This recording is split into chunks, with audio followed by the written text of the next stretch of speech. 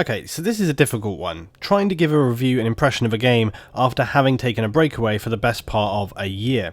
The last video I made about Eternal Crusade was 10 months ago.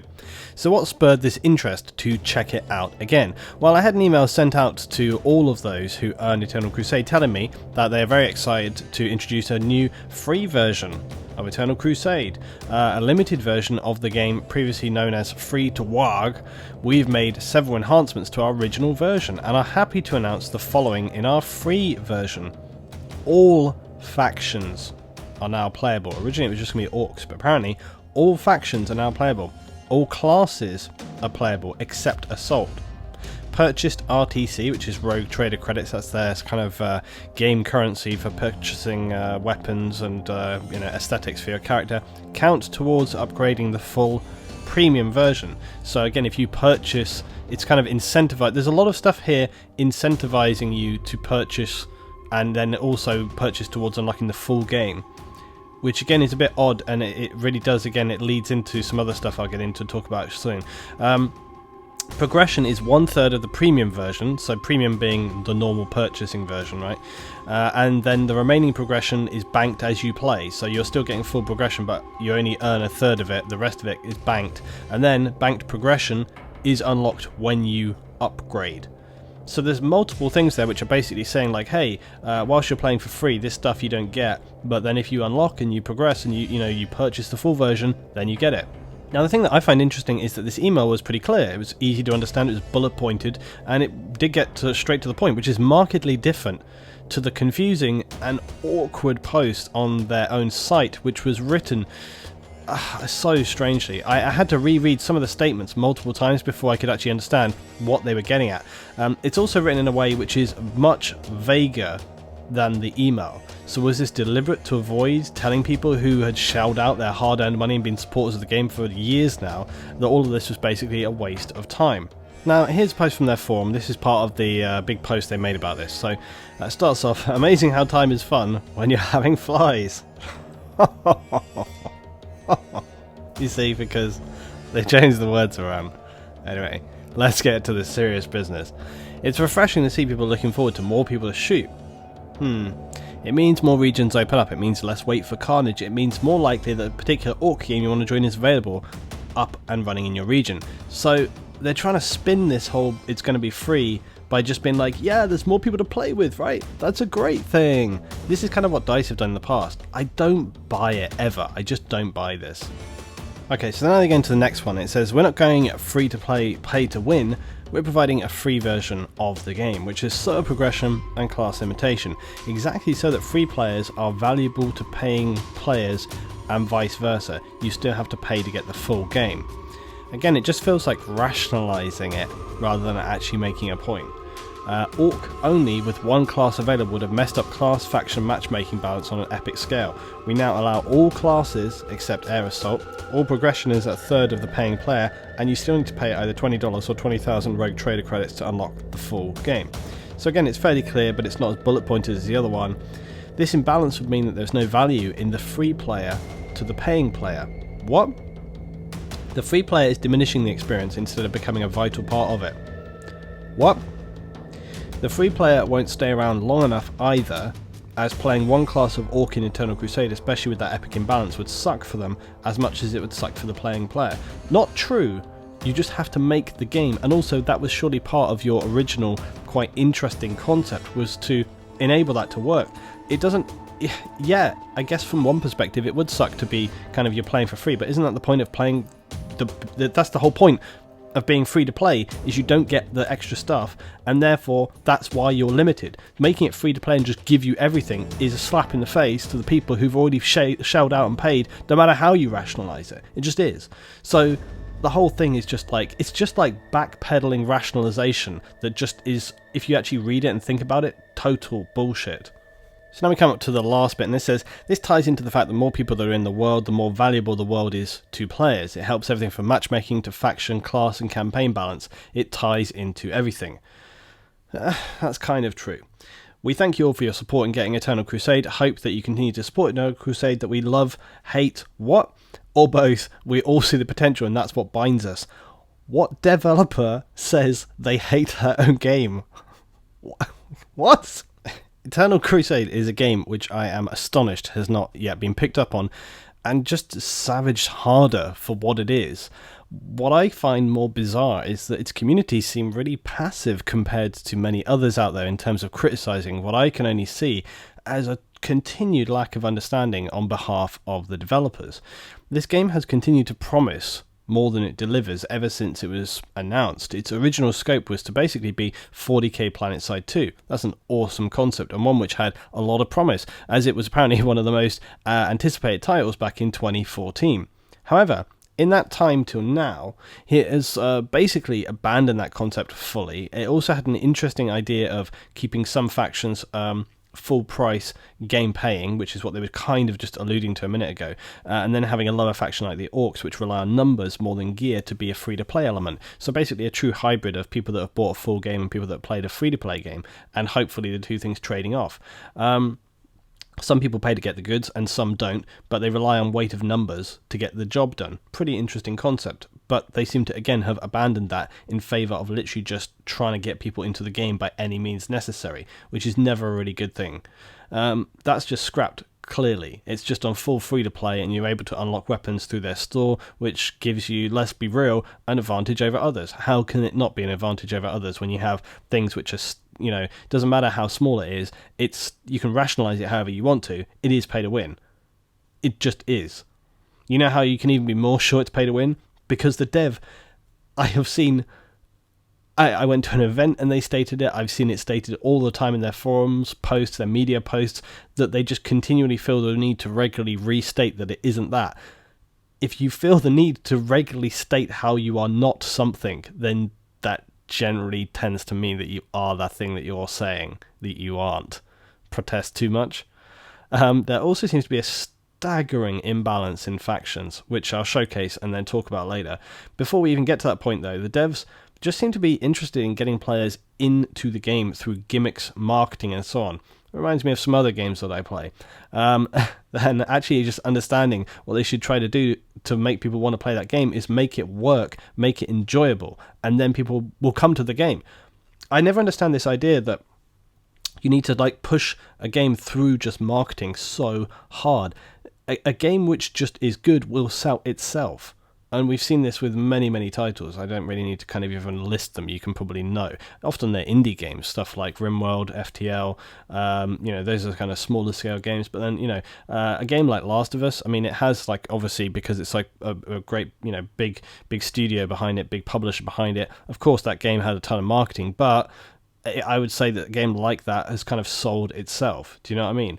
And there are many other titles along these lines where they kind of, the title itself, maybe when it initially came out, was not maybe picked up on straight away. But then when it gains momentum because people realize it's a good game, then the game will just sell itself, and it should just kind of run exponentially at that point. And the thing is that, like I say, you say, well, okay, that takes time. And they want to hit the ground running. They don't necessarily want to allow that time for it to kind of bleed in and stuff. Understandable, but wouldn't it be better to do that and still have that time than be 3 years down the line and panicking and trying to sell your game by any way possible because you didn't do the other bit before? And then even when you have got more people into the game by any means necessary, you're still in the same situation where your game requires a hell of a lot of fixing and element changes and all these kind of stuff to actually then retain those players. So it's kind of like, it is a false economy. It's a false economy because you're not fixing the core fundamental problem. And that's also the same situation with games like Battlefield. You're not fixing the core fundamental problem. It's a false economy because you might be selling a lot of copies, you might be getting it, but the audience doesn't retain. And initially that might not be a problem, but over time you're going to see that it does become a problem, and you do see audience just getting tired, worn out, disillusioned. So it's a thing which doesn't present itself, but then over time, and it's kind of like that classic thing of it's easier to kind of keep a customer than get a new one, and it's like, so if you do what's necessary to keep those core players there, the people who have committed, like a game like this, the people who initially would have been supporting the game were the people that were most passionate about it. And then it's like, over time, by not fulfilling and doing the things that you said you were going to do, or even I guess sort of winding back and backpedaling on the things that you said you were going to do, that's so damaging. And, people should rightfully be like really disillusioned and pissed off about that. But right or wrong, that's what's happening. Now, early on with this game, I tried, as often I do, to reach out to the devs to give constructive feedback about the game. Feedback along the lines of, when you have a game which only has 15 or 20 players per side, having them battle over maps the size of a Conquest large map in Battlefield might not be conducive to engaging gameplay, because, again, Battlefield maps tend to be focused around that sort of scale, but because you end up constantly having these in Eternal Crusade, these small scale skirmishes instead of concentrated battles, which is basically what you tend to see, what you want to see rather, in a 40k battleground game. Also, there's many discussions to be had about balancing melee versus range, something which is unique to 40k and requires a hell of a lot of thought, and I'm not sure like how much has that happened, because again, and that's a topic for another day, there's too much to talk about in just this right here. There are bigger issues at play though than just faction balancing. Most of this comes back to also discussions about balancing melee versus range, like I say, and that's even before we get to the strange choices with Eldar versus Space Marines, and again, that's a whole other discussion. There are bigger issues at play though than faction balancing. Most of this comes back to maps which are designed seemingly with visual aesthetic in mind over gameplay, seemingly, and this was highly apparent from the early alpha and beta. Again, I did attempt to give feedback at the time, but was largely not engaged with the dev in any meaningful way, so I basically gave up and just kind of carried on with whatever I do. Tanks, okay, on the maps are usually isolated in the open with little or nothing to shoot at other than each other because of the vast map size and versus the scale of the low player count, basically the amount of players you have per area and the amount of distance they can travel means that you just generally don't have enough targets, and because, again, back to that map design, there's just not enough areas, enough points where they can get on. They're either controlling choke points, and that's about it, or shooting at one another, or they're being picked off with heavy weapon snipers. They're totally redundant and are just usually ignored or used to transport people. This game has gone from being interesting and exciting in potential as something like a 40k planet side to basically a badly balanced, poorly prioritized arena shooter. And yeah, I say arena shooter because often that's what it feels like. The chaotic, confusing maps have so few players that controlling areas is near impossible. So it becomes a continual struggle to ever control any area. And instead, again, you just have these constant skirmishes. This game has a ton of confusing choices going on, and I have no idea if it's even on the devs' radar to fix some of them. They seem more concerned about just getting players in and money for their now heading past, I assume, 3 or even 4 years of development. There are community members who are concerned as well. Now, I don't really look at the forums very much for this game, but I had a little scour through this evening, just read a few topics, tried to get a general vibe of kind of what's going on with the community. I found most of it was actually fairly positive and constrained, which is unusual for game forums, and especially feedback and stuff like this. But yeah, most of it was actually fairly constructive. But there were plenty on there which were not, I wouldn't say, again, not really aggressive and crazy, but definitely kind of leading towards frustration. I think it says a lot for the community for this game that there seems to be a restrained amount of balance where, me as a person, I actually feel like there's lots to be ranting about. Now, whether or not that's because of forum moderation, I don't know. But, this is a good post. This is a good post. It says, how many hours a week should the devs spend playing their game? This is a really good question for any developer. And this guy did a poll. And he says, so after the live stream, because they do these every week, these live streams, or I think every week, they do them regularly. He says, as if there was any possible doubt before that, it is abundantly clear that many of the head-scratching and frustratingly incompetent balance decisions, so again, this is someone who's very involved in the community, as you can see, and clearly is kind of feeling what I felt just from coming back to it and getting in on day one, right? He says the decisions being made for Eternal Crusade are because the devs do not play the game themselves. From thinking that Survey's Skull or Specs HP is fine, nerfing AGs, there's some stuff here that probably people who don't play the game get, but I'm just not going to go into it. Dots, which is damage over time, breaking several other weapons and abilities because they didn't know they used the same damage over time, introducing the bolter cannon to LSM, making it cost 60%, blah, blah, blah. He's got a load of little details in here. Not knowing how many entrances to Agnitho base, again, this is what I was talking about with the bases and the complexity to them. Just an absolute slew of problems. I believe this is the main reason they continue to make so many poor decisions, because they just don't play their game enough.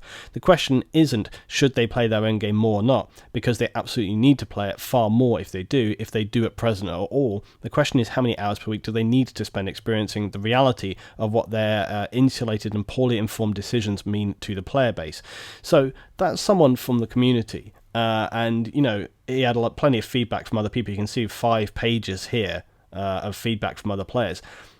that kind of gives you an impression of where they're going, and that's the kind of impression of where the community is at. It's basically backing up what I say, and that's kind of, for me, just literally coming in 10 months down the line and coming back to this game and seeing the same fundamental problems going on in the forum. That was posted like this week, okay? So these issues that I felt about before haven't gone away. That is worrying. That is very worrying, because that highlights that in all this time, they still don't seem to get it. And that's not through want of people trying. It seems like their community are pretty good at engaging and getting involved.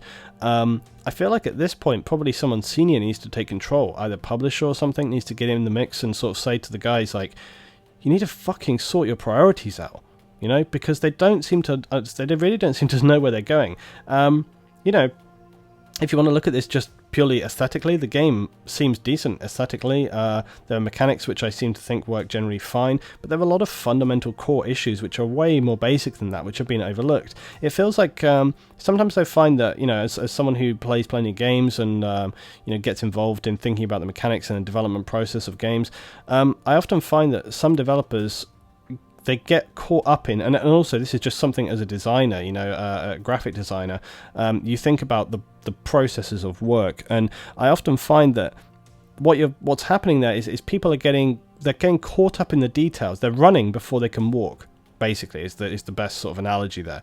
You know, they're getting caught up in finicky details which are important, but they're not important when you don't have that core fundamental gameplay elements down, you see. And that's really the main issue with this game, is that the map design is not well thought out within the context of what it is you're supposed to be doing. The balances of some of the weapons and the factions, and again, there's elements there, are not thought out in a core way, not in a detailed way. But despite this, I do have some hope that this could still be an engaging title, but it's going to require some major changes on the devs' part, and I don't see any evidence of that happening, because over this 3-year period it's basically been the same story. They don't seem to understand those elements that they need to change. From what I have seen and from what I tried to engage, they didn't seem to be willing to really listen to what was going on there. And again, from reading the forums, just get on the forums, read it for yourself. There seem to be a lot of people that seemed a bit disillusioned and a bit fed up by, I guess, trying to give a lot of feedback and it not being listened to or whatever. It's important, you know. I might try and reach out. I might try and see if I can get any discussion happening, because I do think there is potential here, but their priorities seem to be more about adding things that are going to bring people in than fixing what's there and making it enjoyable and saying then, hey, we've got solid gameplay and that's awesome and this is why you want to join in. At this stage, though, even that might be a little bit too late. 2 or 3 years ago is when that really should have happened. And as I say, the warning signs were there from day one with this game and this title, because from day one they were talking about, like, you know, getting items in. From day one they were talking about having like a free-to-play element in the mix. Free-to-play elements, with the best will in the world, just automatically have like warning sirens flashing, you know, beep beep beep, you know, you're just like free to play. As soon as something's free to play, the warning bells are ringing, because just by their very nature, anything which has a free to play element has to have some other thing going on there which is going to monetize always. You know, people, you know, nothing comes for free, you know, and it's like it doesn't matter how you dress it up. Now, free to play is not necessarily in its purest form a bad thing. It can work, right? But it's just pretty rare, because the nature of the way people design things just doesn't lend itself to that. People generally want to maximize profits, and therefore that automatically leads you into sort of not shady but just ethically questionable things, or at the very most simple level, things which are going to fundamentally create unenjoyable gameplay experiences for others, right? And then, like I say, from day one, having a whole system where you're like, hey, you're going to be able to purchase all this stuff, and, you know, you can get this, and you can get this, and you get this, and, you know, because, again, this was kind of like more of a, I mean, it's like 3 years ago, so I can barely remember, and I haven't bothered to research it. I think this game was kind of crowdfunded or something. I don't remember, but all I know is that they were selling stuff for day one for this game, and, you know, again, that's always a little questionable as well. It's like, the game should kind of sell itself. You shouldn't be pushing it on people, like, from day one, so I don't know. Yeah, it's an interesting one. I'll have more to come on this, guys. I'm basically going to have another video now where I basically leap into the PvE side, which is like the tutorial and the single player section, and you can see my kind of like basic day one experience from coming back to this game, and you see me jump in, grab a couple of guys and just play out around. You can literally see my gameplay experience, and then also we'll have like the live version of this gameplay that you're seeing on screen right now, and you'll hear me discuss and talk as we battle through, and you'll see the conclusion of this round as well. So yeah, that's going to come up. I'll have those 2 separate videos coming soon, and that'll help give you guys a bit more context. But in the meanwhile, please drop your thoughts down below. Tell me what you think, and tell me what you maybe you have played this game and got some experience of it.